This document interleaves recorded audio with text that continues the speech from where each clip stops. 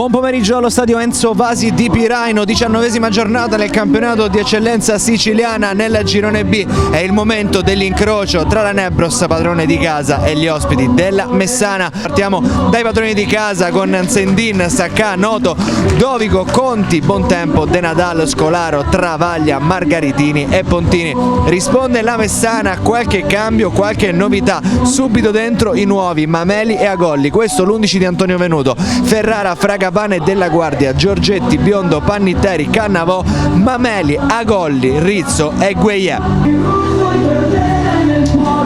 Mezzo a due avversari, Fragapane prova a disimpegnarsi, la sfera rimane lì allontanata, Rizzo cicca clamorosamente il pallone, arriva poi il destro di Mameli di poco oltre la traversa col brivido Brian Mameli. Pontini punta a Fragapane, ancora Pontini, 1 contro 1, sterza, ce l'ha sul mancino, mette il cross giusto per Travaglia. Grande occasione per la Nebros, disegnata la parabola di Pontini. Palla a sinistra, la Messana cerca lo sfondamento con Fragapane, trattenuto Fragapane, entra in area ancora Fragapane, non c'è nulla, il pallone non è uscito, Cannavò mette dietro, Rizzo si coordina il destro, raso terra, nessun problema per Sendin. In area, Bontempo, sbaglia, Cannavò al volo, va potente, Sendin dice no, ancora Messana in avanti, sempre con Cannavò, spalle alla porta, primo errore della partita di Bontempo, per poco non ne approfittava la Messana. Margaritini, salta l'avversario, Margaritini zona tiro, il destro che però finisce debole tra le braccia di Ferrara.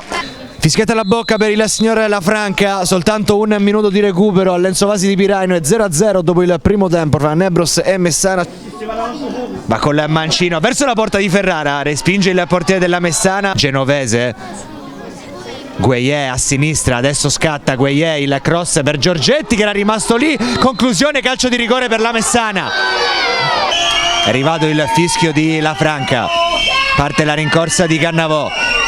Destro di Cannavò, Sendin dice no, Sendin, disinnescato il calcio di rigore di Antonio Cannavò. Pensa alla cross, buonasera, lo effettua adesso, Cannavò di testa, Sendin, presa plastica per il portiere della Nebros.